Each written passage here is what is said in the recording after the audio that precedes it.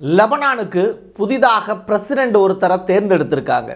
இவர் அமெரிக்காவினுடைய ஆதரவாளர். அவர் ஒரு கிறிஸ்டின் அப்படிங்கிறாங்க. லெபனான் ஒரு இஸ்லாமிய நாடு தானே, அதிகமான மக்கள் அங்கே தானே இருக்காங்க. அந்த இடத்துல எப்படி ஒரு கிறிஸ்டினை பிரசிடெண்ட்டாக தேர்ந்தெடுத்தாங்க அப்படிங்கிற கேள்வி. ரெண்டாவது, தேர்ந்தெடுக்கப்பட்டு இருக்கக்கூடிய அந்த நபர் ஜோசப் பவுன் யார்? அவர் லெபனானுடைய ஆயுதப்படையினுடைய தலைவர்லாம் சொல்கிறாங்களே, எப்போலேருந்து அவர் லெபனானில் இருக்கார்? அவர் அடுத்து லெபனானில் இஸ்ரேலுக்கு ஆதரவாக செயல்படுவதற்கு வாய்ப்பு இருக்கா? ஏன் ஹிஸ்புல்லா அவரை தேர்ந்தெடுக்கிறதுக்கு விட்டாங்க? ஜனநாயக முறைப்படி தான் அந்த தேர்தல் நடந்ததா? இதில் ஏகப்பட்ட குளறுபடிகள் நடந்திருக்குமே, அந்த விவரமெல்லாம் உங்களுக்கு தெரியுமா பிரசாத்னு கேட்டால் அதை பற்றி தான் டீட்டெயில்டாக பார்க்க போகிறோம். வாங்க பார்க்கலாம் உறவுகளே, இது பிரசாத் சிக்னேச்சர்.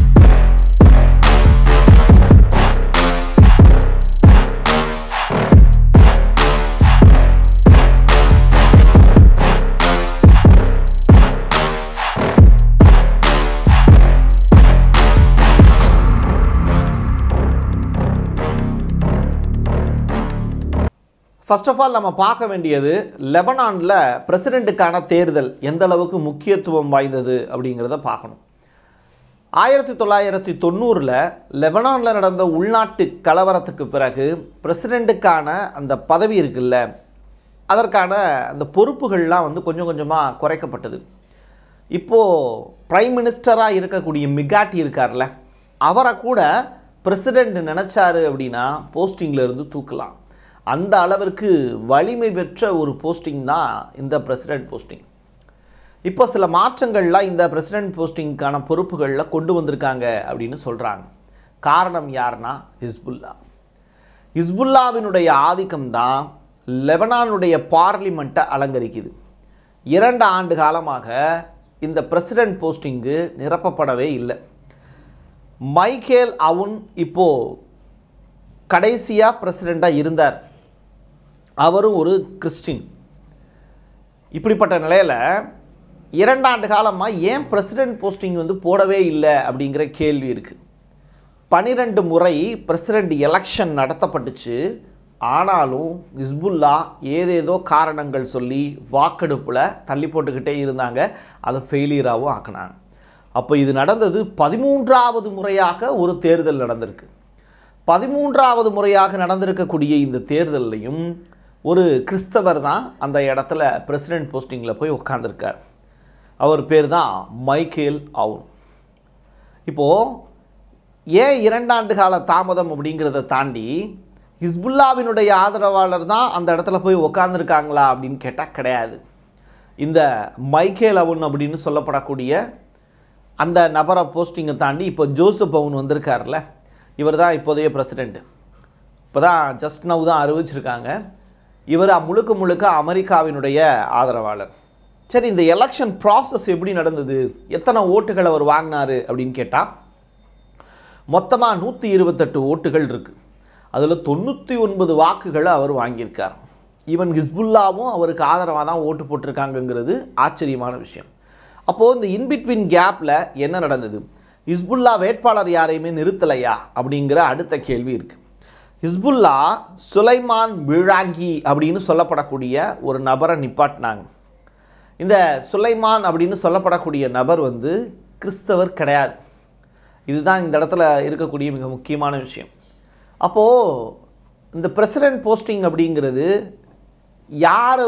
யாருக்கான போஸ்டிங் அப்படின்னு கேட்டால் கிறிஸ்தவருக்கான போஸ்டிங்.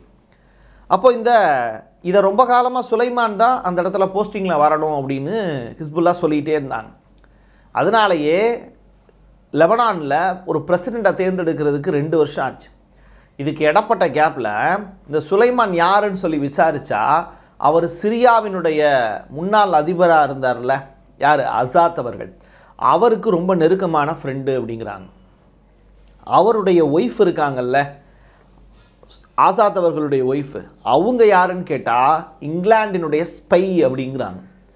ஸோ இங்கிலாந்து அப்படிங்கிற நாடு எந்த நாடுன்னு உங்களுக்கு தெரியும். அவங்க கிறிஸ்தவ ஃபாலோ பண்ணக்கூடிய ஒரு, அங்கேருந்து அந்த லேடி டைரெக்டாக ஆசாத்துக்கு ஃப்ரெண்ட் ஆகிறாங்க.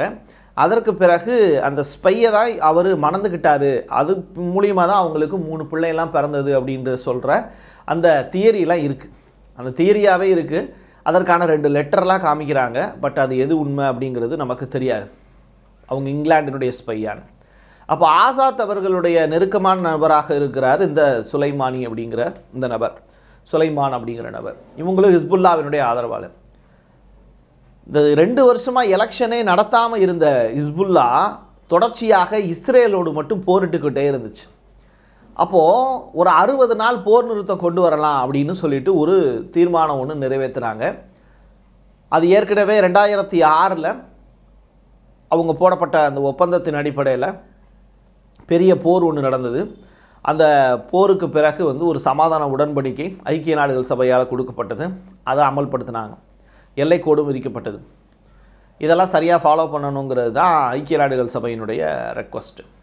யூஎன் பீஸ் கீப்பர்ஸும் லெபனானில் இருக்காங்க. ஸோ இப்போ இஸ்ரேல் 60 நாள் போர் நிறுத்தத்துக்கு சம்மதம் தெரிவித்தாங்க. சிரியாவிலேயே ஆட்சி மாற்றத்தை கொண்டு வந்தாங்க. ஆசாத் அவர்களை பொறுப்பில் இருந்தே தூக்கிட்டாங்க. புதுசாக ஹெச்டிஎஸ் குழு அப்படின்னு சொல்லிட்டு ஒன்று கொண்டு வந்து நிப்பாட்டிட்டாங்க.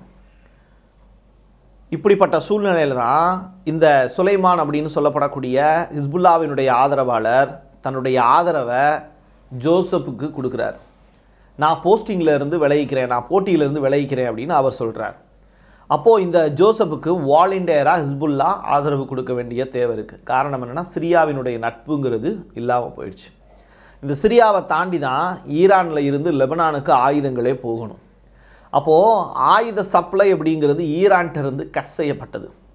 இப்படி தொடர்ச்சியாக செக்காக வச்சுக்கிட்டே இருந்து கடைசியில் பிரசிடெண்ட் எலெக்ஷனுக்கான எல்லா வேலையுமே அமெரிக்கா கிளியர் கட்டாக செஞ்சு முடிச்சிட்டாங்கிறத மட்டும் நீங்கள் புரிஞ்சுக்கணும். இந்த 14 மாதம் இஸ்ரேலோட லெபனான் போர் பண்ணாங்கல்ல, இதனால் லெபனானுக்கு ஏற்பட்ட நட்டம் மட்டும் $8.5 பில்லியன் அப்படிங்கிறாங்க. ஆனால் அதை பற்றிலாம் லெபனான் அரசு கண்டுக்கவே இல்லை. பிரைம் மினிஸ்டர் மிகாட்டி தலைமையில் இஸ்ரேலுக்கு எதிராக கண்டன குரல்களும் எழுப்புனாங்க. லெபனானுடைய ஆர்மியும் களமிறங்கினாங்க, யூஎன் பீஸ் கீப்பர்ஸும் களமிறங்கினாங்க. ஆனால் ஹிஸ்புல்லா மட்டும்தான் தொடர்ச்சியாக இஸ்ரேலோடு 14 மாதங்கள் போரிட்டது. இப்போ இந்த எலெக்ஷன் நடக்கிற டயத்தில் கூட லெபனானுடைய கலாச்சார மையங்கள் மீது இஸ்ரேல் தொடர்ச்சியாக தாக்குதல் நடத்தினது. அப்போ இந்த 60 நாள் போர் நிறுத்தம் அப்படிங்கிறது இந்த பிரசிடெண்ட் எலெக்ஷனை நடத்துறதுக்காக தான் அப்படிங்கிறது தான் நீங்கள் நல்லா தெளிவாக புரிஞ்சுக்கணும். அப்போது ஹிஸ்புல்லா கடைசி நேரத்தில் கூட சொல்கிறாங்க, இஸ்ரேல் தொடர்ச்சியாக நீங்கள் உன்னுடைய ஆட்களை வெளியேற்றிக்கல அப்படின்னா இந்த பிரசிடெண்ட் எலெக்ஷனையும் நிறுத்திடுவேன்னு ஸ்டேட்மெண்ட் சொல்லாமல், ஹிஸ்புல்லாவினுடைய பவர் என்னன்னு உனக்கு தெரியும், ஸோ இஸ்ரேல் நீ அமைதியாக இரு, இல்லாட்டி போர் நிறுத்தத்தை நான் மீறிடுவேன் அப்படின்னு எச்சரிக்கை விடுக்கிறாங்க. ஏன்னா தொடர்ச்சியாக இங்கே இருக்கக்கூடிய ஆயுதங்கள் எல்லாத்தையுமே இஸ்ரேல் எடுத்துகிட்டு போக ஆரம்பிச்சிட்டாங்க. ஸோ லெபனானில் இருக்கக்கூடிய ஹிஸ்புல்லாவினுடைய ஆயுதங்கள் எல்லாமே கைப்பற்றப்பட்டு கொண்டே இருந்தது. இதெல்லாம் பொறுமையாக பார்த்துக்கிட்டு இருந்த ஹிஸ்புல்லா அமெரிக்கா கிட்ட கண்டிப்பாக பேசியிருப்பாங்க, இங்கே இருக்கக்கூடிய ஆயுதங்களை களவாடிட்டு போகிறாங்க, எலெக்ஷனை நடத்த விட மாட்டேன் பார்த்துக்கோ அப்படின்னு.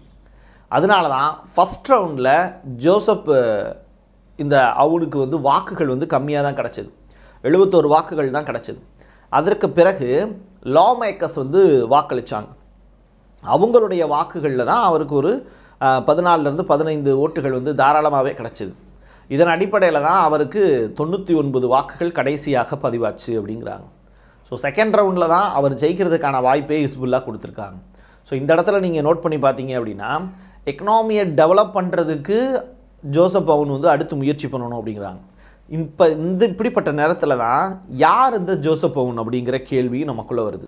இவர் 1983 இராணுவ பணியை ஏற்கிறார். நல்லா மொட்டை போட்டு நம்ம சினிமா படத்தில் வர வில்லன் மாதிரி தான் இருக்காப்புல. லெபனானுக்கு அவர் வில்லனாக இருப்பாரா இல்லை அமெரிக்காவுக்கான ஹீரோவாக இருப்பாரா அப்படிங்கிறத வரக்கூடிய நாட்களில் நம்ம கண்டுபிடிச்சிடலாம். ஆனால் 2017 தான் அவர் லெபனானுடைய ஆயுதப்படையை வழிநடத்துவதற்கான தலைவராக நியமிக்கப்படுறார். இப்போ 2017 to 2024 கிட்டத்தட்ட 7 ஆண்டு காலம் 8 ஆண்டு காலம் அவரை தொடர்ச்சியாக அமெரிக்கா பிரெயின் வாஷ் பண்ணிகிட்டே இருக்காங்க. நீ தான் அடுத்த தலைவர், நீ தான் அடுத்த தலைவர்னு. ஸோ ஹிஸ்புல்லாவினுடைய முக்கிய தலைகளை ஏன் இஸ்ரேல் போட்டு தள்ளினாங்க அப்படிங்கிறது இப்போ உங்களுக்கு புரிஞ்சிருக்குன்னு நினைக்கிறேன். ஸோ இங்கே தலைவர்களை காலி செய்துவிட்டு அடுத்ததாக ஒரு புதிதாக ஒரு மனிதரை உருவாக்குறதுக்கான எல்லா வேலையும் செய்கிறாங்க. ஸோ மிடில் ஈஸ்டில் லெபனானுடைய கொட்டத்தை அடக்கணும் அப்படின்னு முடிவு பண்ண அமெரிக்கா ஒரு பெரிய ஆயுதத்தை கையில் எடுக்கிறாங்க. அதுதான் பிரசிடெண்ட் எலெக்ஷன் அப்படின்னு. ஸோ இப்படிப்பட்ட நிலையில் தான் ஹிஸ்புல்லாவும் அமல் இயக்கம், எங்கள் லெபனானில் ஒரு அமல் இயக்கம்னு சொல்லிட்டு ஒரு குரூப் இருக்காங்க. இவங்கெல்லாம் ஒன்றா சேர்ந்து சபாநாயகர் நபி பெர்ரி அப்படின்னு சொல்லிட்டு அவர் ஒரு 2 மணி நேரம் வந்து எலெக்ஷன் நடத்துகிறத நிறுத்திடுங்க அப்படின்னு சொல்கிறாங்க. ஸோ அமெரிக்கா கிட்ட புதிதாக ஒரு டீல் வந்து இந்த 2 மணி நேரத்தில் வந்து ஹிஸ்புல்லாவினுடைய தலைவர், இப்போதைய தலைவர் இருக்கார்ல, ஒயிட் தலப்பாகை கட்டிகிட்டு இருப்பார் நயீம் காசிம், அவர் வந்து பேசுகிறார். ஸோ லெபனானுக்கு என்ன சலுகைகள் இதனால் கிடைக்கும் அப்படிங்கிறத பற்றி பேசியிருக்காங்க. ஸோ ஏகப்பட்ட ஆயுத ஒப்பந்தங்கள் வந்து இந்த இடத்துல வந்து கையெழுத்தாக வாய்ப்பு இருக்குது அப்படின்னு சொல்கிறாங்க. ஹிஸ்புல்லாவுக்கே அமெரிக்கா சைட்லேருந்து ஆயுதங்கள், எப்படி துருக்கி வந்து நாட்டோவில் இருந்து F-16 விமானங்கள் கேட்டு வாங்கினாங்களோ அதே மாதிரியான நிகழ்வுகளும் இப்போது இந்த இடத்துல அரங்கேறி இருக்குது அப்படிங்கிறாங்க. ஈரான்லேருந்து தடையற்ற முறையில் சிரியா வழியாக ஆயுதங்கள் வருவதற்கான வாய்ப்பையும் அமெரிக்கா உருவாக்கி தரும் அப்படிங்கிற நம்பிக்கையும் கொடுத்துருக்காங்க. இது எல்லாமே சத்தமே இல்லாமல் நடந்திருக்கக்கூடிய நிகழ்வுகளாக பார்க்கப்படுது. இது எல்லாத்தையும் கடந்து 2 மணி நேரத்துக்கு பிறகு மறுபடியும் வாக்கெடுப்பு நடத்துறதுக்கு சம்மதம் தெரிவிச்சிருக்காங்க. நீங்கள் பிரதமரை பார்த்துக்கிட்டீங்க அப்படின்னா அவர் ஒரு சன்னி முஸ்லீமாக இருப்பார் லெபனானில். இன்னொரு புறம் சபாநாயகர் இவர் இருக்கார் இல்லையா, நபி பெர்ரி, அவர் வந்து ஷியா முஸ்லீமாக இருப்பார். ஸோ சபாநாயகர் ஈரானுடைய ஆதரவாளராக இருப்பார். மிகாட்டி, பிரசிடென்ட் மிகாட்டி இருக்கார்ல, அவர் சவுதி அரேபியாவினுடைய ஆதரவாளராக இருப்பார். ஏன்னா சவுதி அரேபியாவில் சன்னி முஸ்லீம்ஸ் தான் அதிகமாக இருக்காங்க. இப்போ கத்தார், சவுதி அரேபியா இந்த நாடுகள் எல்லாமே பிரசிடென்ட் எலெக்ஷனில் ஜோசப் அவுன் தேர்ந்தெடுக்கப்பட்டதுக்கு வாழ்த்துக்கள் சொல்லியிருக்காங்க. ஃப்ரான்ஸ் வாழ்த்துக்கள் சொல்லியிருக்காங்க. ஸோ இது எல்லாமே ஓவர் நைட்டில் ஃப்ரான்ஸ் அமெரிக்கா சேர்ந்து நடத்திய ஒரு பெரிய திட்டமாக பார்க்கப்படுது. அந்த திட்டத்துக்கு கிடைத்த மிகப்பெரிய வெற்றி தான் ஃபஸ்ட்டு சிரியாவில் உள்நாட்டு போர், அசாத் அவர்களுடைய பதவி நீக்கம், அதற்கு பிறகு HTS குழு வருகை. HTS குழு வந்ததற்கு பிறகு ஈரானிடமிருந்து டைரக்டாக ஆயுத சப்ளை நிறுத்தப்பட்டது. அதற்கு பிறகு லெபனான் முழுவதுமாக இஸ்ரேல் கைவிட்டு விட்டு ஓடியது. லெபனானில் இருக்கக்கூடிய டோட்டலாக எல்லாத்தையும் வாஷ் அவுட் பண்ணாங்க. மொத்தமாக கிறிஸ்டின்ஸ் மட்டும் 47% இருக்காங்க, முஸ்லீம்ஸ் வந்து 53% இருக்குது, 57% இருக்காங்க அப்படின்னு சொல்கிறாங்க. ஸோ இது எல்லாத்தையும் கால்குலேட் பண்ணி பார்க்கும்போது மெஜாரிட்டி அங்கே முஸ்லீம்ஸ் தான். ஆனால் கிறிஸ்தவர்களுக்கு வாய்ப்பு கொடுக்கணுங்கிறதுக்காக தான் பிரசிடென்ட் போஸ்டிங் அவங்களுக்காகவே ஒதுக்கியிருக்காங்க. அந்த கிறிஸ்டின்ஸ் அங்கே இருக்கக்கூடியவங்களுக்கு பேர் மேரோனைட் கிறிஸ்டின்ஸ் அப்படிங்கிறாங்க. இந்த மேரோனைட் கிறிஸ்டின்ஸில் குழுவில் இருக்கக்கூடிய ஒரு நபர் தான் இந்த மைக்கேல் அவுன் கிடையாது, அவருக்கு பிறகு இப்போ பொறுப்பேற்று இருக்கக்கூடிய ஜோசப் அவுன். ஸோ இப்போ இந்த ஜோசப் அவுன் அப்படிங்கிற நபருக்கு தான் இந்த பெரிய வாய்ப்பை அமெரிக்கா கொடுத்துருக்கு. ஸோ அவர் முழுக்க முழுக்க அமெரிக்காவினுடைய ஆதரவாளர் அப்படிங்கிறாங்க. ஒரு நாட்டினுடைய பிரசிடெண்ட்டு அமெரிக்காவினுடைய ஆதரவாளராக இருந்தார் அப்படின்னா அந்த நாடு அமெரிக்காவின் கைவசம் இருக்குமா, இல்லை அந்த நாட்டு மக்களுக்கான நலன் பயக்கக்கூடிய விஷயங்களாக இருக்குமா? அமெரிக்காவின் கைப்பாவையாக செயல்படக்கூடிய லெபனானுடைய பிரசிடெண்டாக தேர்ந்தெடுக்கப்பட்டு இருக்கக்கூடிய ஜோசப் அவுன் அடுத்து லெபனானை மீட்டெடுப்பதற்கான, பொருளாதார ரீதியாக மீட்டெடுப்பதற்கான வேலையை செய்ய போகிறாரா? ஹிஸ்புல்லா தனது பேங்க்கில் வச்சிருக்கக்கூடிய மக்களுடைய பணம், நகை, இது எல்லாத்தையுமே சந்தைப்படுத்தக்கூடிய வேலையில் அடுத்து அவர் ஈடுபடுவாரா? ஷேர் மார்க்கெட்டில், ஓப்பன் ஷேர் மார்க்கெட்டில் அவர் கொடுக்கறதுக்கான வேலையில் ஈடுபடுவாரா இப்படிங்கிற கேள்வி. ஏன்னா ஹிஸ்புல்லா தனியாக பேங்க் செக்டார்ஸ்லாம் வச்சுருக்காங்க, அதில் பொதுமக்களுடைய பணம், நகை எல்லாத்தையுமே போட்டு வச்சுருக்காங்க. அங்கே வட்டி கிடையாது. அதனால் அங்கே இருக்கக்கூடிய நகைகள் எல்லாத்தையுமே அவங்க அப்படியே விற்று ஆயுதங்களாக மாற்றக்கூடிய வேலையில் இடையில ஈடுபட்டாங்க. ஸோ இப்படிப்பட்ட வேலைகளில் ஈடுபடுறது தெரிஞ்சு தெளிவாக 2-3 பேங்க்குகளை டோட்டலாக இஸ்ரேல் அட்டாக் பண்ணாங்க. சம்பந்தமே இல்லாமல் 2-3 கட்டிடங்கள் மட்டும் ஏன் இடிஞ்சு விழுகுது அப்படின்னு சொல்லி பார்க்கும்போது 2க்கும் மேற்பட்ட ஹிஸ்புல்லா வழி நடத்தக்கூடிய பேங்க்குகள் மட்டும் வெடிச்சு சிதறிச்சு. அங்கே இருக்கக்கூடியவங்க வந்து பார்த்திங்கன்னா எல்லாமே தங்கம், நகை, பணங்கள்லாம் இருக்குது அப்படின்னு சொல்லிட்டு இஸ்ரேல் பூதங்க கிளப்பினாங்க. அந்த டயத்தில் தான் செய்திகள் வெளியாச்சு. ஹிஸ்புல்லா வந்து என்ன சொன்னாங்கன்னா, அது எங்களுடைய இது கிடையாது, அது பொதுமக்களுடைய பணம் அப்படின்னு ஓப்பன் ஸ்டேட்மெண்ட் கொடுத்தாங்க. இதெல்லாம் வச்சு கால்குலேட் பண்ணி பார்க்கும்போது இப்போ இந்த எலெக்ஷன் மூலிமா இந்த பிரசிடென்ட்டினுடைய வேலைங்கிறது பொருளாதாரத்தை மீட்டெடுப்பது, கலாச்சார நினைவு சின்னங்கள் எல்லாம் அழிக்கப்பட்டிருக்கு, அது எல்லாத்தையும் மீட்டெடுக்கக்கூடிய வேலை அவருக்கு இருக்குது. இதெல்லாம் தாண்டி மீண்டும் இஸ்ரேலோடு போர் புரிவதற்கான வாய்ப்பை ஹிஸ்புல்லாவும் லெபனான் அரசும் மேற்கொள்ள முடியாதபடி இந்த பிரசிடென்ட் பார்த்து கொள்வார் அப்படிங்கிறது தான் இங்கே இருக்கக்கூடிய மிகப்பெரிய விஷயம். ஸோ 1926 1943 பிறகு லெபனான் வந்து ரிப்பப்ளிக்காக மாறுச்சு, சரியா? அப்போது இந்த 26 இருந்து கால்குலேட் பண்ணி பார்க்கும்போது இவர் 20வது பிரசிடெண்டாக பார்க்கப்படுகிறார். இல்லை ரிப்பப்ளிக்காக மாறினதற்கு பிறகுன்னு சொல்லி பார்க்கும்போது இவர் 13வது பிரசிடெண்டாக பார்க்கப்படுகிறார். ஸோ 13வது முறையாக 12 முறை வந்து தேர்தல் நடத்தி 2 ஆண்டு காலமாக தோல்வியடைந்த ஒரு தேர்தல் ஹிஸ்புல்லாவால் தன்னுடைய ஆதரவாளரே ரிசைன் பண்ணி வெளியில் போகிற அளவுக்கு அமெரிக்கா கொடுத்த அழுத்தத்தின் காரணமாக இப்போது ஹிஸ்புல்லா வந்து வர வழியே இல்லாமல் இந்த ஜோசப் அவுன் அப்படின்னு சொல்லப்படக்கூடிய இந்த ஆயுதப்படை தலைவரையே இப்போது பிரசிடெண்டாக நியமித்திருக்கிறார்கள். ஸோ இப்போது புதிய பிரசிடெண்ட் அப்படிங்கிறது ஆயுதப்படைக்கும் நான் தலைவராக தான் இருப்பேன் அப்படிங்கிற ஸ்டேட்மெண்ட்டையும் அவர் சொல்லியிருக்கார். ஸோ ஆயுதப்படையை வழிநடத்துவதற்கான வாய்ப்பும் அவருக்கு இருக்குது அப்படின்னு சொல்கிறாங்க.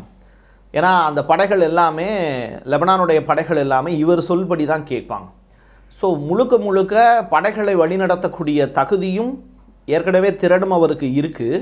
இப்போ பவர் வேற கொடுத்துருக்காங்க அப்படிங்கிறதுனால இவர் சொல்லாமல் லெபனானில் ஒரு நபர் கூட நகரமாட்டாங்க. ஸோ இஸ்ரேலோடு போரிடுவது அப்படிங்கிறது இனிமேல் லெபனானுக்கு வாய்ப்பு இல்லை. ஹிஸ்புல்லா மட்டும் தனித்து இயங்குவதற்கான வாய்ப்பு இருக்கா அப்படின்னு கேட்டால் அது ஹிஸ்புல்லாவினுடைய திறமையான நடவடிக்கைகளை பொறுத்தே அமையும். நயீம் காசிமினுடைய தலைமை அடுத்து அதை எப்படி கொண்டு போக போகிறாங்க, பாலஸ்தீனத்துக்கான சுதந்திரத்தை அவர்கள் வாங்கி தருவார்களா அப்படின்னு இனிமே கேட்கக்கூடிய கேள்விகள் எல்லாமே அவருடைய பெஞ்ச் முன்னாடி தான் இருக்கும். அதற்கு அவர் என்ன பதில் சொல்ல போகிறார் அப்படிங்கிறத பொறுத்திருந்து பார்க்கலாம். என் கையெழுத்து என் மக்களுக்கான உறவுகளை மீண்டும் ஒரு பதிவில் சந்திக்கலாம். நன்றி, வணக்கம்.